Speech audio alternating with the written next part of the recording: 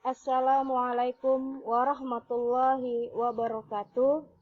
Pada kesempatan ini, Ibu akan membahas mengenai teks diskusi.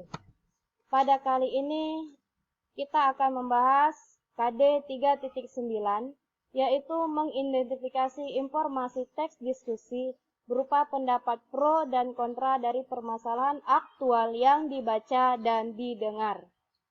Adapun tujuan dari materi ini adalah siswa mampu mengidentifikasi informasi dalam teks diskusi mengenai pendapat pro dan kontra dari permasalahan yang dibaca dan didengar. Berikut ialah pengertian teks diskusi.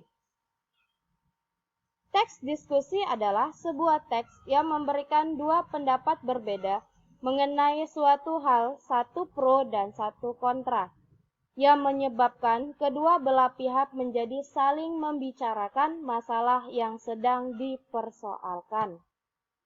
Selanjutnya ialah fungsi teks diskusi, yaitu untuk mendokumentasikan, mencatat, atau menyimpan hal-hal penting dalam suatu pertemuan ilmiah agar dapat digunakan kembali saat dibutuhkan.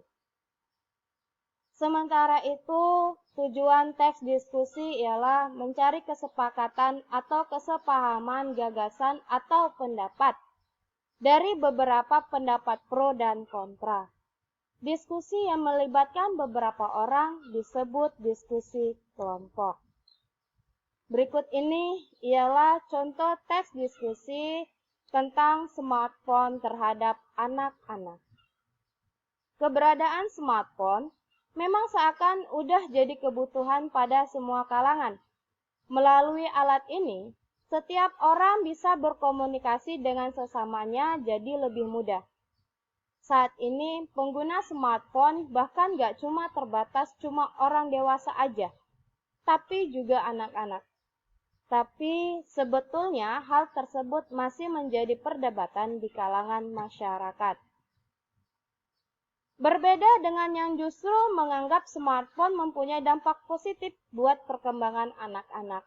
Misalnya, mereka akan lebih terpacu untuk berkreasi. Selain itu, buat orang tua juga bisa mengurangi rasa cemas, karena anak-anak bisa sewaktu-waktu dihubungi kapan dan dimanapun. Fitur-fitur pada smartphone juga syarat akan metode pembelajaran yang mendukung kreativitas anak. Beberapa orang yang merasa kurang setuju dengan penggunaan smartphone buat anak-anak menilai kalau teknologi ini akan berdampak buruk. Salah satunya, konten dan fitur smartphone yang kurang berkualitas bisa merenggut masa bermain anak-anak. Mereka akan cenderung pasif dan kurang mau bersosialisasi.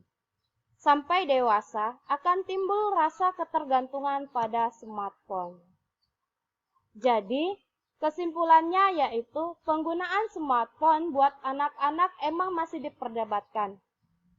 Tentunya oleh kalangan orang tua. Supaya lebih aman, sebaiknya orang tua lebih pandai memilah-milah, misalnya lebih ketat mengawasi anaknya saat mempergunakan smartphone. Tuntut buat memilih fitur dan konten cuma yang berkualitas. Oke, demikianlah pembahasan Ibu mengenai teks diskusi, di mana kita tadi sudah membahas mengenai pengertian, tujuan, fungsi, dan contoh teks diskusi.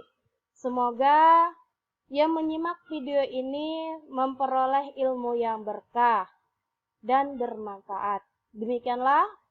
Wassalamualaikum warahmatullahi wabarakatuh.